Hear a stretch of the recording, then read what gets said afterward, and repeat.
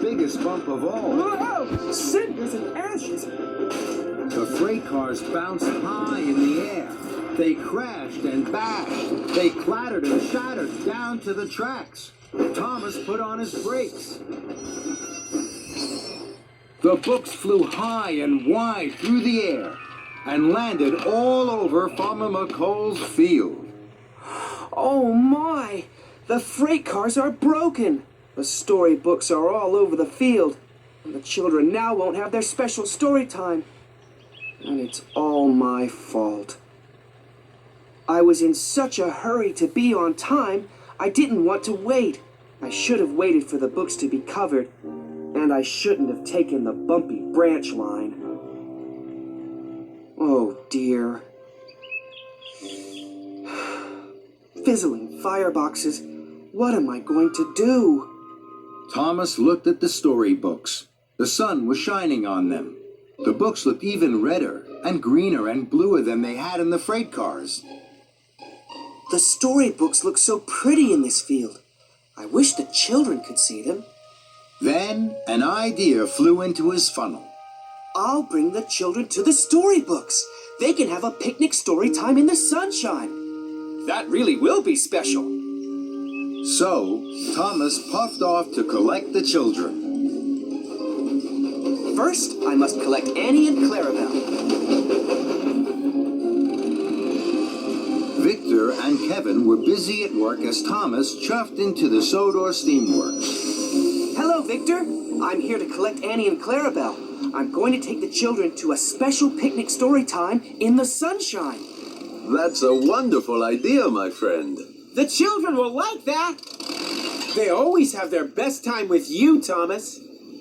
Thomas was pleased Victor and Kevin liked his idea. Later, Thomas huffed happily out of the steamworks with Annie and Clarabelle. Thomas puffed proudly up to the library at the town hall. The children were waiting. They were very surprised to see Annie and Clarabelle instead of cars of storybooks. Today, I'm taking you to an extra special story time. It's a picnic story time in the sunshine. All aboard! The children had never had a picnic story time. They thought it was a wonderful idea. Thomas blew his whistle and chuffed cheerfully away. Thomas puffed towards the junction. This time, Thomas waited.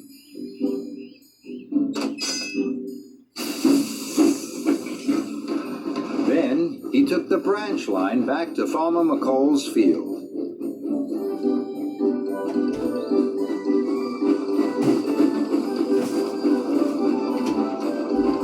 Thomas chuffed slowly and carefully up to Farmer McColl's field. Here we are, the picnic story time special. The children cheered. They could see all the different colored books in the field. They were very excited. This was the best story time ever. Thomas watched as the children ran onto the field. They each picked up a book, and their teacher began to read with them.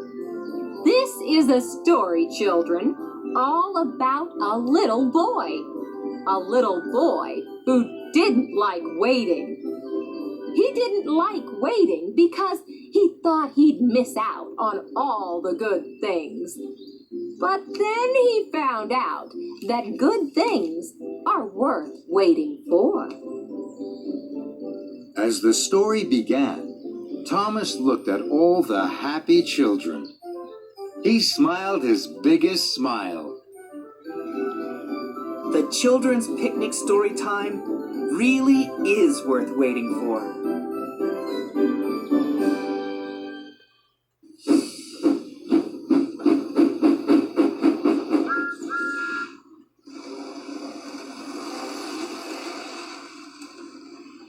With a clickety-clack, the little red engine puffed along the track. He was having a wonderful time. Oh, hello, you're back. Well, our little engine is nearly at Wellsworth now. The little passengers in the little carriages are nearly where they need to be.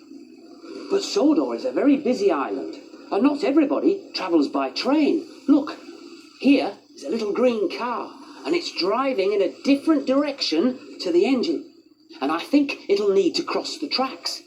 But look, our engine is coming. Luckily, there's a level crossing. Now, a level crossing is a special place where the railway tracks can cross the road. The signalman pulls one of his big levers, and these gates close shut. Now, when these gates are shut, the driver knows an engine is coming, and he waits very patiently. And here comes our engine, and there he goes, chuffing straight through the level crossing on his way to Wellsworth. And now the signalman can open the gates, and our little green car can drive safely over the level crossing. There he goes. Brum, brum, brum. Our little engine is nearly there. Just time to visit the big engines once more.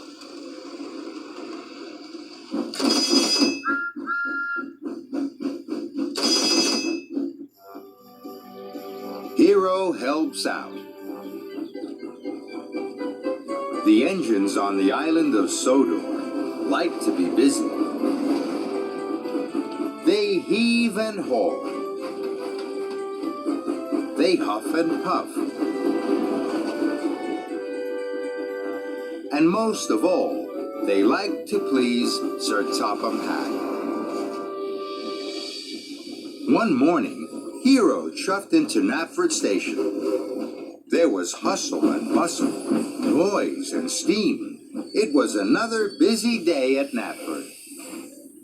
Then Sir Topham Hatt hurried onto the platform without his hat. Hero gasped. Sir, good morning, sir. I hope the day finds you well, sir. The day finds me with much too much to do, Hero. That's how the day finds me. I can see, sir.